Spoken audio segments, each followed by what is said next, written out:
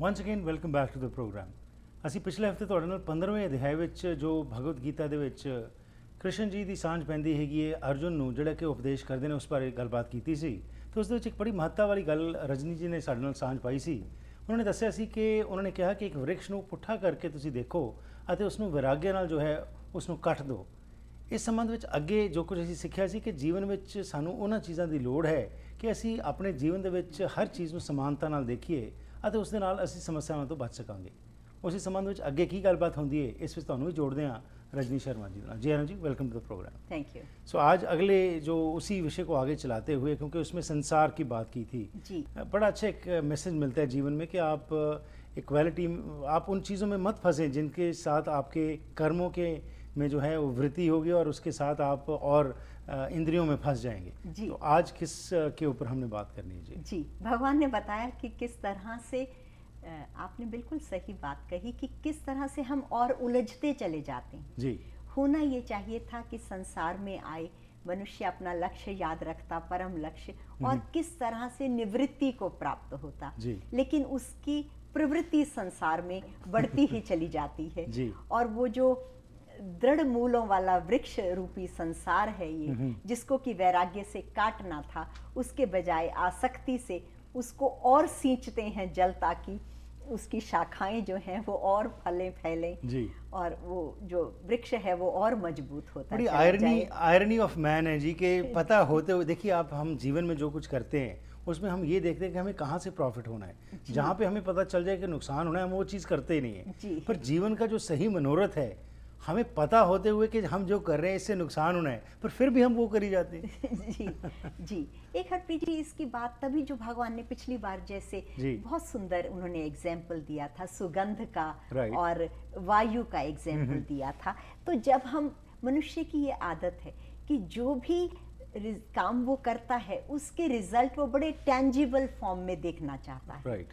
और जो जीवन का सुख है, शांति है, वो कर तो इसीलिए रहा है कि जीवन में ये चीजें प्राप्त हों, पर सुख और शांति का कोई मेजरमेंट नहीं है।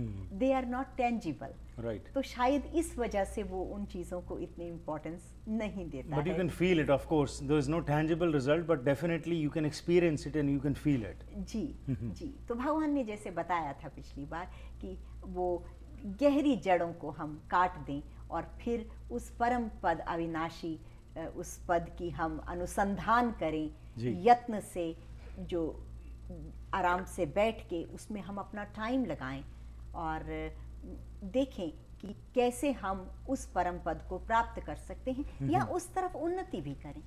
कभी कभी ऐसा होता है कि एक ही जीवन में कभी कभी ये काम नहीं होता। जी। वजह ये भी हो सकती है कि बहुत आखिर में जाके हमें पता चलता है। ठीक। तो उसके लिए भी भगवान ने कुछ गुण बताए, पर फिर भी अगर साधना पूरी ना भी हो जी। तो हमें भगवान के उन वचनों को नहीं भूलना चाहिए जो उन्होंने हमें छठे अध्याय में कहे थे। राइट। छठे अध्याय में भगवान ने कहा था कि अगर तुम जो भी ध्यान, जितनी भी तुम्हारी साधना होगी, अर्जुन, मैं उसको प्रोटेक्ट करूंगा, राइट। ताकि तुम अगले जन्म में वहीं से स्टार्ट करो। जी। और हमने इसका एग्जाम्पल भी देखा था कि कई बच्चों में शुरू से ही इस तरफ की वृत्ति होती है, उनका ध्यान इस तरफ होता है बहुत यंग एज में ही। राइट। तो ये कोई एक जन्म का काम नहीं है उस हिसाब से आप देखें तो। जी। लेकिन भगवान जो ये तरीका बता रहे हैं उसमें ये है कि कैसे जल्दी से जल्दी हम साधना में अग्रसर हों, साधना में गहराई आए, ताकि हम उस परम अविनाशी पद को प्राप्त कर सकें। जी। तो भगवान ने यहाँ पे बताया कि इस शरीर में रहते हुए, इसको विषयों का भोग करते हुए, इसको छोड़ के जाते हुए, जी। जो ज्ञानी लोग हैं, वो तत्वतः जिन्होंने ज्ञान को समझा है वो तो इसको समझते हैं, और जो अज्ञानी लोग हैं जिनका अंतःकरण अभी शुद्ध नहीं है, तो वो प्रयत्न करने पे भी इसको नहीं जान पाते हैं। जी। ऐसा भगवान ने कहा। फिर कहा पिछले अध्याय में जैसे कि जो सूर्य उसको प्रकाशित नहीं करता है, लेकिन यहाँ पर भगवान ने ये कहा कि जो सूर्य में तेज है अर्जुन, वो मेरा तेज है। ओके। जो चंद्रमा में प्रकाश है वो मेरा प्रकाश है। जो अग्नि में ताप है वो मेरा ताप है। जी। तो सूर्य चंद्र भी जिससे प्रकाश पाते हैं, ऐसे परम धाम में हमारे भगवान रहते हैं जी। और वो कहते हैं कि तुम मेरा अंश हो, जी। तुम चाहो तो you can come there and be with me, be Okay. One with me. तो यहाँ पर फिर भगवान ने आगे बताया कि देखो अर्जुन, मैं ही इस पृथ्वी के अंदर जाके सबको धारण करता हूँ, जी। मैं ही चंद्रमा का अमृत होके इन सारी अर्ब्स को जो हैं, औषधियाँ हैं, वनस्पति शास्त्र है, इनको पुष्ट करता हूँ। तो ये बात भगवान कॉस्मिक लेवल पे कहते जी। हैं और फिर इंडिविजुअल लेवल पे हमें कहते हैं कि तुम्हारे अंदर मैं जो प्राण और अपान की क्रिया चलती है, यानी कि तुम सांस लेते हो और छोड़ते हो, उससे जो वैष्णवर अग्नि का जन्म होता है जी। वो मैं हूँ, क्योंकि वही अग्नि जो है वो 4 तरह के अन्न तुम्हारे जो तुम भोजन करते हो उसको वो पचाती है। जी। तो भगवान in and out, within us and without us, चारों तरफ से वो हमको घेरे हुए हैं। बल्कि हमने 9वें अध्याय में तो ये भी देखा था कि भगवान के अलावा कुछ नहीं जी, है यहाँ बिल्कुल, पर, राइट। जो है वो सब भगवान ही हैं। तो भगवान कहते हैं कि बहुत यत्न से तुमको उस परम पद को प्राप्त करने में अपने जीवन की सारी ऊर्जा लगानी चाहिए। जी। तो इसके अलावा भगवान ने कहा जो ये जान लेता है, जो इस वैल्यू को समझ लेता है और जिसने थोड़ा भी एक्सपीरियंस लेवल पे मुझे इस बात को समझ लिया कि इन सब चीज़ों का आश्रय मैं हूँ, जी। तो वो फिर सभी कुछ जो है उसके जीवन की जो उसकी पूरी दिशा है वो मेरी ही तरफ हो जाती है। Right. वो हर प्रकार से मुझ परमेश्वर वसुदेव को ही भजता है। तो सब प्रकार से कैसे कि अगर वो अपनी इंद्रियों से कोई काम करता है जी। तो वो आँखों से भगवान के दर्शन करता है, कानों से उनकी कथा का, वार्ता का उनका श्रवण करता है, जी। वाणी से उनके रूप का, उनके गुणों का व्याख्यान करता है, गुणगान करता है, मन के अंदर भगवान के स्वरूप का चिंतन करता है और बुद्धि के अंदर भगवान की जो विवेक की, वैराग्य की इन बातों को सबको समझता है और जानता है। जी। तो उसके जीवन का जो एकमात्र ध्येय है वो उस परम पुरुष भगवान जो हैं उनके प्रति उसका जो प्रेम है वो किस तरह से समर्पित हो, यही उसके जीवन का एकमात्र लक्ष्य रह जाता है। राइट। ऐसा भगवान ने कहा। इसके बाद यहाँ पर उन्होंने, जैसे हमें गीता के हम 15वें अध्याय तक आ गए हैं, जी। तो भगवान ने बहुत जगह हमको अलग अलग तरीके से बताया कि हमारे शरीर में, उन्होंने कहा 2 पुरुष हैं मानो, कि एक शरीर एक पुरुष हुआ और जीवात्मा दूसरा पुरुष हुआ। जी। तो भगवान ने दूसरे अध्याय में जब अर्जुन को बता रहे थे कि ये सब आत्मा है, तो उन्होंने कहा एक शरीर है, एक आत्मा है। जी। जब 7वें अध्याय में भगवान ने साइंस ऑफ द सोल बताया तो ये कहा कि एक अपरा प्रकृति है और एक परा प्रकृति है। 13वें अध्याय में भगवान ने इन्हीं को कहा कि एक क्षेत्रज्ञ है और एक क्षेत्र है, जी। एक फील्ड है और एक नोअर ऑफ द फील्ड है। तो इसी तरह से हम देख रहे हैं कि अभी तक भगवान ये हमको 2 चीजें बताते हैं, शरीर और उससे अलग आत्मा, क्षेत्र और उससे अलग क्षेत्रज्ञ, जी। अपरा प्रकृति और उससे अलग परा प्रकृति। तो ये भगवान बता रहे हैं 2 की एग्जिस्टेंस। जी। लेकिन इस अध्याय में आके भगवान ने कहा कि देखो अर्जुन, इस शरीर में जो 2 पुरुष हैं, एक है क्षर और एक है अक्षर। यानी कि क्षर जो है वो नष्ट होने वाला है और अक्षर जो है वो नष्ट नहीं होता। जी। लेकिन मैं उन दोनों से अलग हूँ और मैं तीसरा ही हूँ। तो अभी तक हमें अभी नई डायमेंशन आ गई। जी, तो हम जी। लोगों को 2 का पता था, जी। पर भगवान ने कहा कि मैं इन दोनों से अन्य था। ओके। मैं जीव से तो उत्तम आत्मा हूँ ही जीवात्मा, पर मैं जीवात्मा से भी उत्तम परमात्मा हूँ। इसलिए ये जो संसार में लोग मुझे पुरुषोत्तम नाम से जानते हैं। जी। हरप्रीत जी, ये जो हमारा 15वां अध्याय है इसका नाम है पुरुषोत्तम योग। ओके। तो भगवान ने अपना जो रूप बताया वो ये कि वो शरीर और फिर आत्मा और फिर भगवान परमात्मा। तो परमात्मा के सत्ता से शरीर भी और आत्मा भी, ठीक, ये दोनों ही काम कर रहे हैं। तो जो मनुष्य का लक्ष्य है वो परमात्मा की प्राप्ति है, केवल आत्मज्ञान नहीं। हालांकि विशुद्ध आत्मा ही परमात्मा है, ऐसा जो निराकार साधना के लोग जो हैं, जो ब्रह्म ज्ञान की बात करते हैं, वो इस तरह से भी कहते हैं। पर यहाँ पर हमें भगवान ने बताया कि जो आत्मा है परमात्मा है और फिर परम पुरुष है। राइट, इसके बारे में जी और विस्तार में बात करते हैं इस ब्रेक के साथ।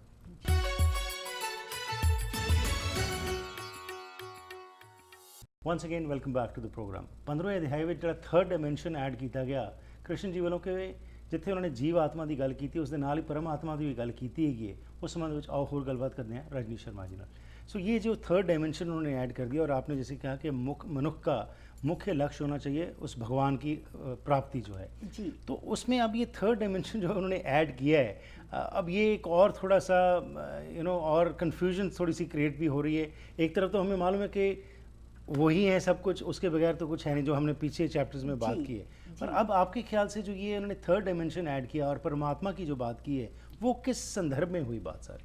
देखिए हरप्रीत जी, इस चैप्टर में भगवान ने ये चैप्टर को जब समअप किया तो अर्जुन से कहा, अर्जुन ये बहुत सीक्रेट मैंने तुम्हें नॉलेज बताई है। क्योंकि इसमें क्या है कि जिस वक्त जब हम जीवात्मा ये शरीर छोड़ता है, तो अगर हम ये मान लें कि प्रभु हम सीधे भगवान के पास चले गए, तो फिर पुनर्जन्म होने की बात होती नहीं। ठीक।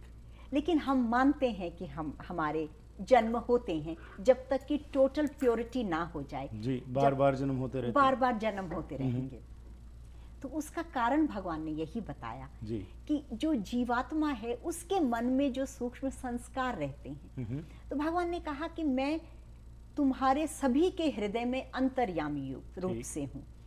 तो वो जो संस्कार हैं, भगवान ने कहा मुझसे ही तुम्हारी मेमोरी है और फॉरगेटफुलनेस भी मुझसे है। ठीक। तो मैं जो तुम्हारे मन के संस्कार, कभी कभी आप देखेंगे कि हम कोई बात हुई कुछ वर्षों पहले किसी जगह पर और हमारे कहीं ध्यान में भी नहीं है, and suddenly we go there and everything comes back to us. तो it was already there, buried in the subconscious layer. तो माइंड की जो लेयर्स हैं वो बहुत सारी हैं और बड़ी डीप हैं जी। तो जब ये साधना शुरू होती है तो माइंड की लेयर्स को ट्रांसेंड करके मनुष्य जो है वो जीवात्मा के लेवल पे पहुंचता है, उस आत्मा के लेवल पे। पर एक बार आत्मा का साक्षात्कार हो जाए तो उसके बाद फिर नए संस्कार इतने नहीं बनते हैं जी। पर कभी कभी पुराने संस्कार जो हैं, जो प्रारब्ध कर्मों से जिनसे शरीर मिला है, वो रहते हैं। तो भगवान ने कहा कि कोशिश ये करनी चाहिए कि जितनी भी तुम्हारी क्षमता है उससे तुम उस साधना में अग्रसर हो जाओ, ज्यादा से ज्यादा अपना ध्यान, अपना समय, अपनी ऊर्जा उस तरफ लगाओ, ताकि वो जो जीवात्मा है उसके पास कारण ही ना बचे दूसरे शरीर को लेने धारण करने की। जी। क्योंकि हमारे मन की जो अतृप्त कामनाएं हैं जी, आपने देखा कई लोग कई बार आमतौर पर कहते हैं लगता नहीं हमारी ये बात इस जन्म में तो पूरी होगी। कभी कभी इस तरह से वो कहते हैं कि मुझे नहीं लगता हमारी ये इच्छा इस जन्म में पूरी होगी, लेकिन अब उन्होंने इच्छा वो क्रिएट कर ली।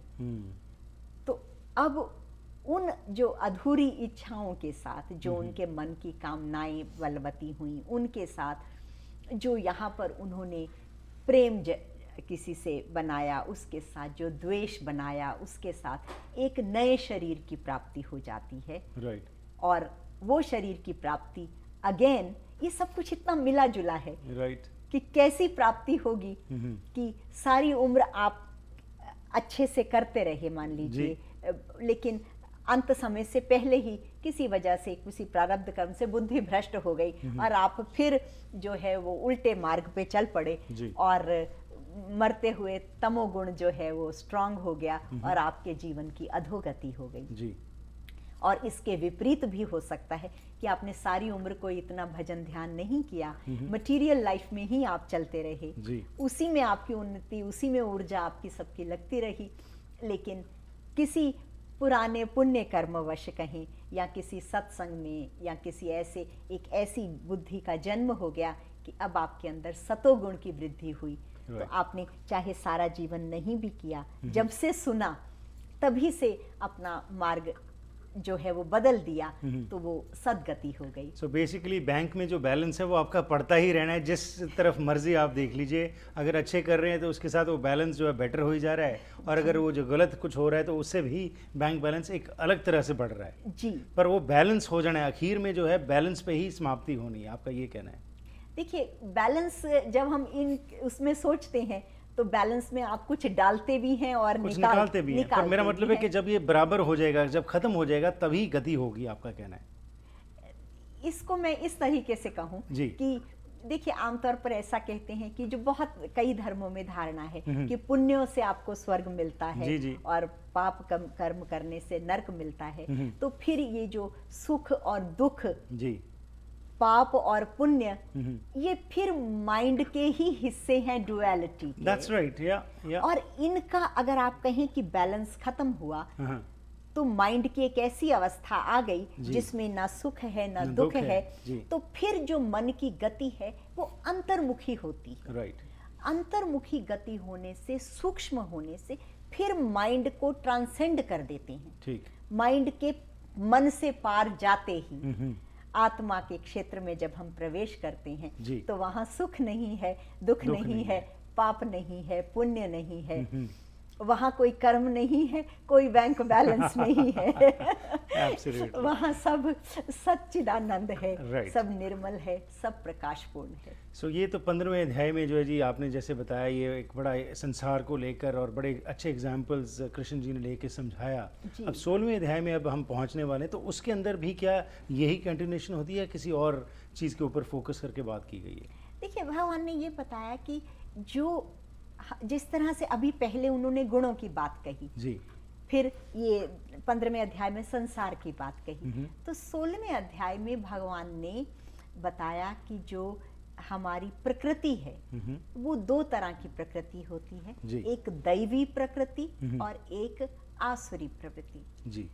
तो divine nature and demoniac nature. Okay. तो भगवान ने कहा कि डिवाइन एंड डिमोनियक ये दो ही तरह की नेचर होती है। ठीक। और कौन कौन से गुण हैं जो जिससे कि दैवी जो हमारी संपदा है वो बढ़े, और कौन से ऐसे अवगुण हैं जिनसे कि डिमोनियक नेचर बढ़ती है जी।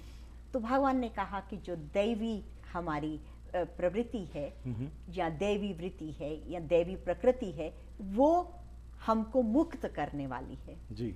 और जो आसुरी है वो बांधने वाली है, तो अधोगति में ले जाने वाली है जी। तो मनुष्य जीवन में जो गुण हैं कई, तो कौन से दैवी गुण हैं, कौन से आसुरी गुण हैं, उन गुणों के अंतर्गत दैवी लोग क्या करते हैं जिनके पास दैवी प्रकृति है, और आसुरी जो लोग हैं आसुरी प्रवृत्ति के, वो किस तरह से रिस्पॉन्ड करते हैं, इस बारे में हमको डिटेल में भगवान ने बताया 16वें अध्याय में। इसके बारे में ऑफ कोर्स हम डिटेल्स में बात करेंगे, पर अब 15th 16th चैप्टर तक जब हम पहुंच चुके हैं और इसके अंदर अर्जुन की जो स्थिति थी मन की, वो शुरू से लेके यहाँ तक जब हम पहुंचे तो बहुत ज़्यादा उसमें चेंज आ चुका है जी। अब ये सारा सुन के क्या इसके बारे में कुछ जिक्र होता है इन चैप्टर्स के अंदर, टूवर्ड्स द एंड के कहाँ पे स्थिति थी पहले और कहाँ तक पहुँच चुके, और उनका जो माइंड का इम्बैलेंस था पहले, अब वो बैलेंस होके दोबारा जो है वो ना सिर्फ अपनी सिर्फ आंखों से देख रहे हैं, लेकिन अंदर की आंखें जो है वो भी उनकी खुल रही हैं जी, खुल रही हैं या खुल चुकी हैं। भगवान के दर्शनों के बाद तो किसी तरह की कोई कलुषता रही ही नहीं अर्जुन के मन में। हमने देखा 11वें अध्याय में भगवान ने अपने दिव्य रूप का उनको दर्शन दिया था। तो यहाँ पर जो आपने कहा कि अर्जुन की बात, कि अर्जुन के सामने वो युद्ध की प्रॉब्लम थी जी। तो मैं ये कहूंगी कि जो भगवान हैं हमारे, उन्होंने अर्जुन की प्रॉब्लम को सॉल्व नहीं किया, उसको डिसॉल्व कर दिया कि अर्जुन को अब वो युद्ध की प्रॉब्लम लग ही नहीं रही जी। उनको ये पता चल गया कि मैं इस पूरे ये जो एक बहुत बड़ा कॉस्मिक समझिए एक ड्रामा चल रहा है, I am a little part of it, जी। और वो पार्ट की डोर भी मेरी वहाँ है। ठीक। तो मैं तो अपने से कुछ कर ही नहीं रहा हूँ, पूरा सरेंडर मन से मुझे ये अब जो है इस जब भी युद्ध होगा उसको करके, और अगर मेरा जीवन बचता है तो मुझे क्या करना है, परम लक्ष्य की तरफ काम करना है। और अगर मेरी मृत्यु हो जाती है तो मैं कैसे भगवान का स्मरण करते हुए अपने शरीर को छोड़ूं ताकि मेरी परम गति हो जाए।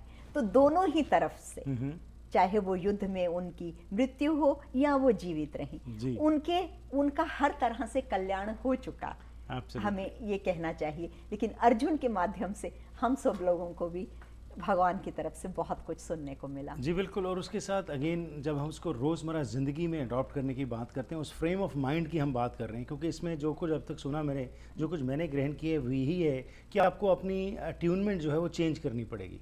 जिन चीज़ों में आज हम फंसे पड़े हैं उसमें से बाहर निकल के हमें जो परम लक्ष्य है जीवन का, जिसके बारे में बात होती है, उसके बारे में समझ जो है वो लानी पड़ेगी, और उसके साथ कंक्रीट स्टेप्स लेने पड़ेंगे। जब वो आहिस्ता आहिस्ता हम कंक्रीट स्टेप्स लेने शुरू करते हैं तो ऑटोमेटिकली हमारी समझ भी बढ़ जाती है, और हम जब भी कुछ करेंगे कर्म तो हमारे मन में ये बात होगी, क्योंकि एक तो है अवेयरनेस, क्योंकि अवेयरनेस के साथ आप कोई एक्शन लेंगे तो उसके साथ आपका माइंड आपको ज़रूर एक बार चेतन करेगा कि यार तू गलत या सही कर रहा है। अगर पता ही नहीं है कुछ, जैसे आज हम भूले भटके फिर रहे हैं और हमारा लक्ष्य कुछ और बन गया, जबकि जीवन का परम लक्ष्य था कि हमने उसकी प्राप्ति करनी है, जिसको भी हम बिलीव करते हैं। हाँ जी। तो उससे आप आखिर में ये बताइए कि जो कुछ आप आम जनता जो है उसमें से क्या अगर कुछ सीखना हो तो उसमें से मेन चीज़ क्या होगी? पूरे गीता का अगर हम सार कहें जी। तो हम सिर्फ ये अगर मन से मान लें कि इस संसार को बनाने वाले, चलाने वाले, पालने वाले भगवान हैं, उनकी सत्ता है, उन्हीं के अंतर्गत हम काम कर रहे हैं, और हम अपने जीवन की जितनी भी हमारी डिजायर्स, वृत्तियां, उनके साथ जोड़ दें, तो हम बिल्कुल हार्मनी में हो जाएंगे। एब्सोल्युटली। और जब हार्मनी होगी तो ब्लिस होगी जी। आपका बहुत बहुत धन्यवाद जी। अगले हफ्ते हम 16 चैप्टर का जो हमने थोड़ा सा जिक्र किया कि उसका फ्रेमवर्क, उसके बारे में डिटेल में बात करेंगे। Thank you very much for your time. Thank you. इस नाल ही करते हैं जी अज के इस प्रोग्राम की समाप्ति। फीडबैक लिए 604 603 7555 या फिर ईमेल राही harpreetsingh@gmail.com ਤੇ संपर्क कर सकते हो। जेकर ਤੁਹਾਡੇ ਕੋਲ ਵੀ ਕੋਈ ਸਵਾਲ ਹੈ ਜਿਹੜਾ ਕਿ ਗੀਤਾ ਨਾਲ ਸੰਬੰਧਿਤ ਹੋਵੇ ਤਾਂ ਸਾਡੇ ਨਾਲ ਤੁਸੀਂ ਸਾਂਝ ਪਾ ਸਕਦੇ ਹੋ, ਉਸ ਦਾ ਜਵਾਬ ਲੈ ਕੇ ਅਸੀਂ ਜ਼ਰੂਰ ਵਾਪਸ ਆਵਾਂਗੇ। ਧੰਨਵਾਦੀ ਅਸੀਂ ਆਪਣੇ ਸਪਾਂਸਰਸ ਤੇ ਐਡਵਰਟਾਈਜ਼ਰਸ ਦੇ, ਜਿਨ੍ਹਾਂ ਦੀ ਬਦੌਲਤ ਇਹ ਪ੍ਰੋਗਰਾਮਸ ਤੁਹਾਡੇ ਤੱਕ ਪਹੁੰਚਦੇ ਨੇ। ਨਾਲ ਹੀ ਤੁਹਾਡੇ ਤੋਂ ਹੋਰ ਸਹਿਯੋਗ ਦੀ ਮੰਗ ਕਰਨੇ ਆ ਕਿ ਇਹਨਾਂ ਪ੍ਰੋਗਰਾਮਸ ਨੂੰ ਹੋਰ ਬਿਹਤਰ ਕਰਨ ਲਈ ਸਾਡੇ ਨਾਲ ਜ਼ਰੂਰ ਸਹਿਯੋਗ ਦਿਓ।